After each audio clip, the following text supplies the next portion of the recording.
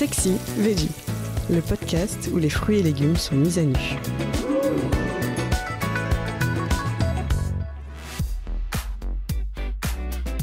Les asperges, plus elles sont fines, moins elles sont bonnes. L'asperge est de la famille des liliacées, tout comme l'ail et l'oignon. Bien qu'ayant une ressemblance phonique, elle n'a aucune étymologie commune avec le verbe asperger. Ah bah c'est bien, il est super pour l'appareil photo, génial! Ce légume de printemps, en forme de tige, se terminant par un bourgeon, serait connu depuis l'Antiquité. Grâce à sa richesse en vitamine E, elle aurait des vertus aphrodisiaques.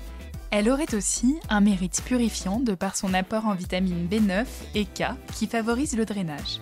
Si les asperges blanches, vertes ou sauvages contribuent toutes au bien-être, en cuisine, elles ont chacune leur personnalité.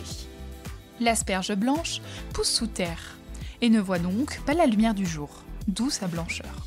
C'est la plus large et charnue des trois, et malgré son apparence robuste, celle qui demande le plus de soin. Elle doit d'abord être cassée à 2 ou 3 cm de la base. Ensuite, tenez-la dans la longueur au creux de votre main pour un épluchage en douceur à l'aide d'un économe. Délicieuse en entrée, aspergée de vinaigrette et saupoudrée de mimosa. Ou simplement avec un beurre citronné ou préparée en velouté chaud. Au goût, l'asperge blanche est fine et tendre, avec un léger goût de noisette quand elle est vraiment bonne. L'asperge verte obtient sa couleur grâce au soleil, qui lui donne ce teint printanier. Elle est plus fine et délicate en bouche que l'asperge blanche et peut parfois présenter de petites pousses sur sa tige. On parle alors d'écussonnage, un terme spécifique à l'épluchage de l'asperge qui lui donnera encore plus de délicatesse. L'asperge verte est excellente en accompagnement de viande ou de poisson, tout simplement cuite 10 à 15 minutes à la vapeur. Veillez à bien stopper la cuisson et gardez la couleur en les plongeant dans de l'eau glacée quelques secondes.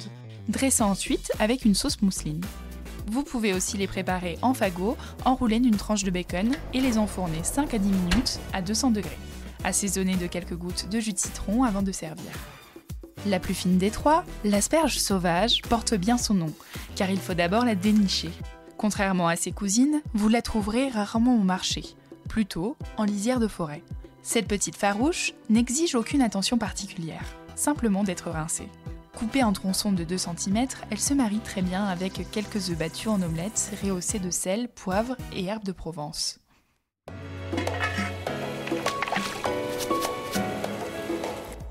À la rédaction, on a craqué sur 2 recettes de grands chefs. Celle d'Alain Passard, qui cuisine les asperges blanches à la poêle. Une fois vos asperges blanches préparées, faites fondre une belle noix de beurre salée à feu très doux.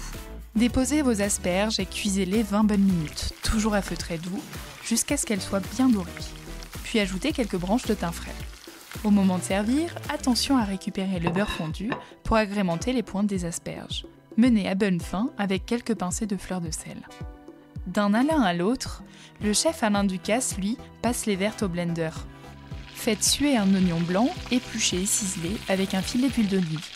Ajoutez une botte d'asperges vertes et les queues d'une demi-botte d'asperges sauvages. Laissez cuire 15 minutes. Une fois refroidi, passez au blender avec 50 cl de fond blanc et rectifiez l'assaisonnement. Faites cuire dans une poêle 4 fines tranches de jambon de Parme jusqu'à ce qu'elles croustillent. Puis égouttez sur du papier absorbant. Ajoutez une goutte d'huile d'olive dans cette même poêle et cuisez les têtes d'asperges sauvages 2 minutes. Réchauffez la soupe, répartissez une burrata dans 4 soupières, ajoutez les têtes d'asperges poêlées et les tranches de jambon cassé. Versez la soupe et dégustez. C'est la fin de cet épisode. Si vous l'avez aimé, n'hésitez pas à commenter, à liker et à vous abonner. Retrouvez plus de contenu sur cuisineactuelle.fr et dans notre magazine en kiosque.